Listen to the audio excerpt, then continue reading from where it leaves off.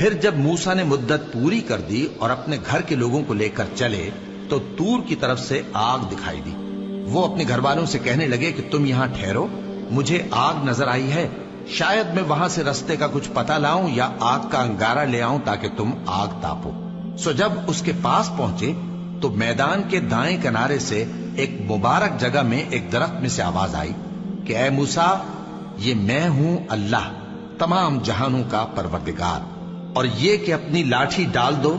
سو جب انہوں نے دیکھا کہ وہ حرکت کر رہی ہے گویا سانپ ہے تو پیٹ پھیر کر چل دیے اور پیچھے مڑ کر بھی نہ دیکھا۔ فرمایا موسیٰ آگے آؤ اور ڈرو مت، تم امن پانے والوں میں ہو۔ اپنا ہاتھ گریبان میں ڈالو تو بغیر کسی عیب کے سفید روشن ہو کر نکل آئے گا، اور خوف دور کرنے کی غرض سے اپنے بازو کو اپنی طرف یعنی سینے سے ملا لو۔ یہ دو دلیلیں تمہارے پروردگار کی طرف سے ہیں فرعون اور اس کے درباریوں کے لیے، بے شک وہ نافرمان لوگ ہیں۔ موسیٰ نے کہا اے پروردگار، ان میں کا ایک شخص میرے ہاتھ سے قتل ہو چکا ہے، سو مجھے خوف ہے کہ وہ مجھ کو مار ڈالیں گے، اور ہارون جو میرا بھائی ہے اس کی زبان مجھ سے زیادہ فصیح ہے، تو اس کو میرے ساتھ مددگار بنا کر بھیج کہ میری تصدیق کرے، مجھے خوف ہے کہ وہ لوگ میری تکذیب کریں گے۔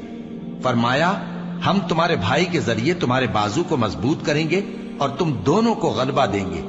تو ہماری نشانیوں کے سبب وہ تم تک پہنچ نہ سکیں گے،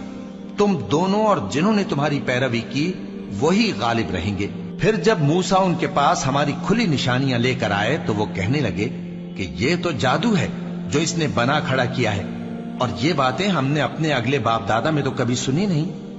اور موسیٰ نے کہا کہ میرا پروردگار اس شخص کو خوب جانتا ہے جو اس کی طرف سے ہدایت لے کر آیا ہے اور جس کے لیے عاقبت کا گھر یعنی بہشت ہے،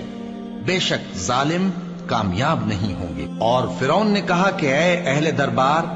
میں اپنے سوا کسی کو تمہارا خدا نہیں جانتا، سو اے حامان میرے لیے گارے کو آگ لگا کر اینٹیں پکا دو، پھر ایک اونچا محل بنا دو تاکہ میں موسیٰ کے خدا کی طرف چڑھ کر اسے جھانک لوں، اور میں تو اسے جھوٹا سمجھتا ہوں۔ اور وہ اور اس کے لشکر ملک میں ناحق مغرور ہو رہے تھے اور خیال کرتے تھے کہ وہ ہماری طرف لوٹ کر نہیں آئیں گے،